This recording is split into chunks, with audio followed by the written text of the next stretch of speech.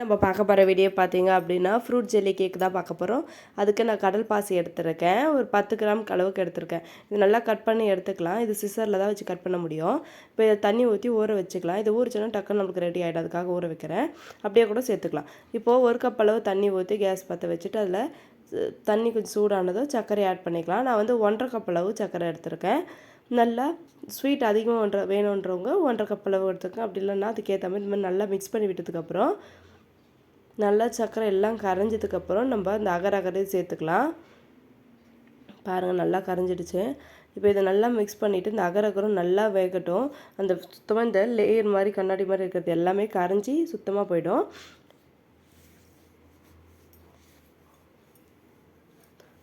பாருங்கள், இந்த வெயிலுக்கு ரொம்பவே சில்லுன்னு சூப்பராக சாப்பிட்லாம். குழந்தைங்களுக்கெல்லாம் ரொம்பவே பிடிக்கும். நீங்களும் இதை ட்ரை பண்ணி பாருங்கள். இப்போ பாருங்கள், இது நல்லா கரைஞ்சதுக்கப்புறம் இது ஆறட்டும். அங்கிட்ட நான் வந்து ஃப்ரூட்ஸுங்களை எடுத்து வச்சுருக்கேன். இந்த ஃப்ரூட்ஸ் எல்லாம் நம்ம வாஷ் பண்ணி கட் பண்ணி எடுத்துக்கலாம். ஃபஸ்ட்டு நான் வந்து ட்ராகன் ஃப்ரூட்ஸ் எடுத்துருக்கேன். அதை நல்லா கட் பண்ணி எடுத்துக்கிறேன். நான் வந்து இந்த ரவுண்ட் ஷேப் எடுக்காமல் பாக்ஸ் ஸ்கொயரில் கட் பண்ணி எடுத்துருக்கேன்.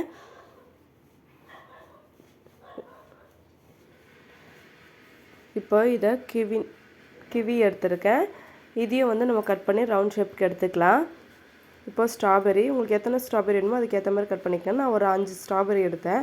அப்புறம் மாதுளப்பழம், ஆரஞ்சு இதெல்லாம் எடுத்துருக்கேன். இப்போ எந்த பழத்தை அடியில் இது பண்ண போகிறோமோ அதுக்கு ஒரு பாத்திரத்தை எந்த பாத்திரம் எடுத்துக்க போகிறோமோ அந்த பாத்திரத்தில் மாரி பழங்களை அடுக்கி வச்சுக்கலாம்.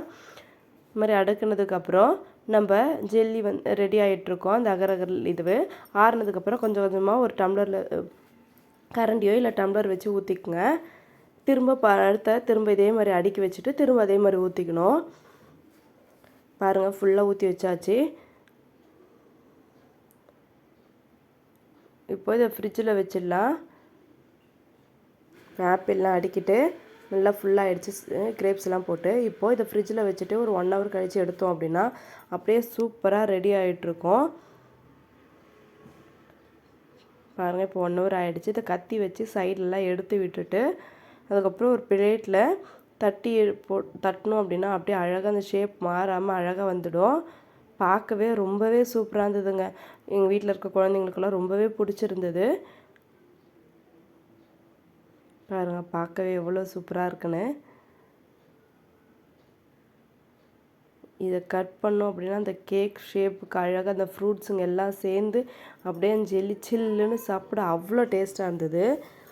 உங்களுக்கு இந்த வீடியோ பிடிச்சிருந்ததுன்னா சப்ஸ்கிரைப் பண்ணுங்கள். தேங்க்யூ ஃபார் வாட்சிங்.